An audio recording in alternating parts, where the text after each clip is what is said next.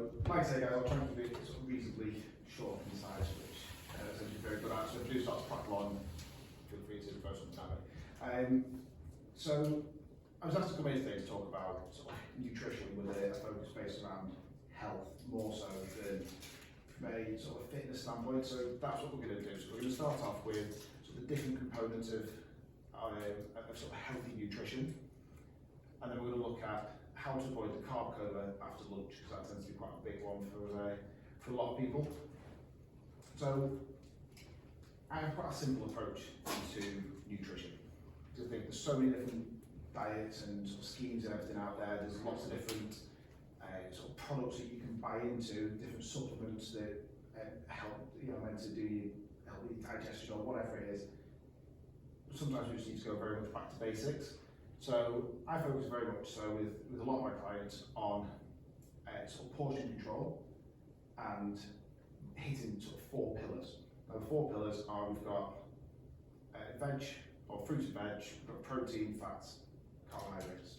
So protein, fats and carbohydrates are known as your macronutrients. They're the 3 places that we get energy from. And alcohol as well, but obviously we're not going to go into that too much today because no one drinks it. So I want to take a quick look at your fruit and veg first. So when we're looking at fruit and veg, we use a sort of portion sizes based on the size of your hand, because somebody who's 100 kilos will generally have a bigger hand than somebody who's 50 kilos, and therefore it's just quite a simple way of approaching your portion control. So when we talk about fruit and veg, we want to get, I know the government guideline is 5 portions a day. We'd look to sort of maximise or optimise your health to nudge that up a little bit more to more like 7 to 8 portions of fruit and veg a day, with 5 of those preferably being from vegetables. Now, the more veg you can get, the more sort of different colours you can get, the better. And when we're looking at portion sizes, it's the size of your fist. So a balled up fist is the size of portion that we'll be looking at. Now, like I say, if we can look at getting 5 portions of your veg and then 2 to 3 portions of fruit a day, you're just covering all of your bases from a point of view of your vitamin and mineral intake. So a lot of people tend to find that they struggle with that to begin with. So if you just have a little look, spend a bit of time and write down sort of what you're doing currently, if you on a day-to-day basis, just mark down each time you eat a portion of fruit or whatever, and then look to increase it by 1 per week, rather than trying to do it in one big go. If you do that, it's just hard work. So 7 to 8 portions of fruit and veg a day, 5 of them coming from your veg. We're then going to look at your protein. Now protein is really important. Everyone thinks that, a lot of people I've spoken to think that protein is about being a bodybuilder and trying to grow big biceps and stuff like that. It's just not the case. It's not even necessarily just about helping to build muscle, which, don't get me wrong, protein does play a part in that, but that's not its sole role. So protein is basically the building block of all of your cells. So without that, your body just can't replenish itself. It can't replenish the cells. So we need to make sure that we're getting a good, good supply of it. Tend to find that when people increase the protein intake, their skin quality improves. Tend to find that they just feel generally better. Now, when we're talking about protein, have we got any vegetarians, vegans, anyone?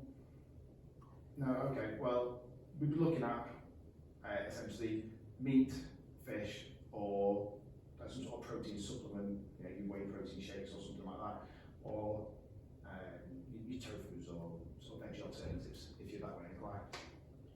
So we'd be looking at 4 portions a day. Now, 4 portions want to be palm sized, so the same sort of thickness and size of your palm as a bare minimum. So from a health point of view, that's where we'd be looking. If we're looking at it from a sort of a fitness point of view, and if you go into the gym and you weight training, you want to increase that by 1 or 2 a day, just to make sure that you're covering all your bases, to make sure that you are actually you've got enough in there to repair the cells when you need it. So the next point on from there is fat. Now, fat is really high in calories in comparison to your carbs and protein. So with fats, we go really quite small, and we look at the size of your thumb. So where people go wrong with fat is they go, oh, I don't really eat that much fat, but they don't take into consideration the butter they put on the sandwiches, they don't, the oil that you use to cook your meals with. So we want to making sure that when we're all the cooking that we're doing is all from single ingredient food, so we know exactly what's going into it. But if we're looking at your portions of fat, looking at 3 portions a day. And fat's really important because if we're there trying to get you 7 portions of fruit and veg, say again, 3. Well, that seems low. It does, no, it does though. Sorry. Yeah. Yeah, exactly. That's it. So don't get me wrong, this is only a very rough sort of guideline. Getting more than that is absolutely fine as long as I'll go on to that in a minute. So you're looking at 3 portions, 3 portions a day is good from a health standpoint. Now, when we're looking at fat, we're looking at butter, nuts, seeds, oils, cheese, like I say. Any of your full fat dairy products tend to be, we would class those as fat, apart from, wouldn't really put milk in there.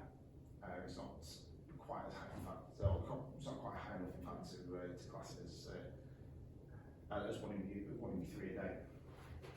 So that's why a lot of people tend to get a bit worried when you say you can only have 3 cups of tea a day. It doesn't tend to work then. But yeah, 3 portions a day. If we're looking at that, your vitamins A, D, E and K are fat soluble. And so if they're eating all your fruit and veg and everything, trying to get your vitamins in there, if you're not ingesting the fat, if you're not consuming enough fat, then your body's just not going to transport them. So it doesn't. The problem with fat is that, like we say, it's quite high in calories for a small amount of a small amount of volume. So you need the fat, yeah, in order to transport the vitamins. Yes. I was going to ask about butter or like spreads.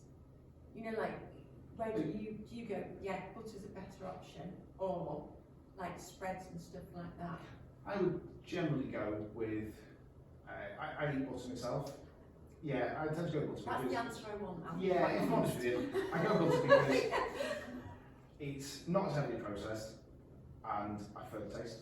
Yeah. And if I'm really honest with you, however, I was putting a load of fat on, I was struggling to maintain my weight and I needed to cut calories back somewhere, I'd just swap it. I'd swap it to lower my calorie intake is where I would go. But if you're maintaining your weight and you're happy and everything, yeah, just stick with it. Stick with the butter and know what it is you like. Okay, the last one then, guys, carbohydrates. Now this is one that everybody a bit of uproar about this one generally. When we're looking at the portion size of carbohydrates, it's a cupped handful. That's all your average person needs. Now, like I say, this is very much a broad brush stroke. This isn't for everybody. If you do a lot of training, obviously that's going to need to be higher. But if you live quite a sort of sedentary lifestyle, generally speaking, cupped handful is enough. Now that is before cooking. I don't know if anyone's ever sort of tried to eat just a cupped handful of rice, bugger all there. So yeah, before cooking, cupped handful. It's a couple of potatoes. It's a small handful of rice, whatever it is. Carbs tend to have been sort of a few years ago were demonised by the Atkins diet. People saying, "Oh, carbs out the way to lose weight." It's not. You can, don't get me wrong, but it's not. You don't have to put your carbs out to drop weight, and we do really need them. And to be fair, who wants to live a life without bread and pizza? Wouldn't be high on my list of things to do.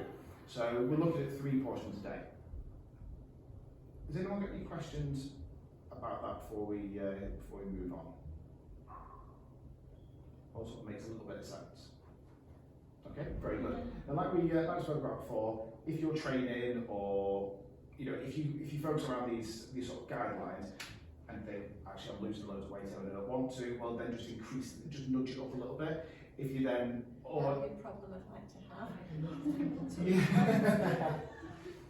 But similarly, if you're eating that and you're going, well, I'm gaining weight, just cut it back a little bit.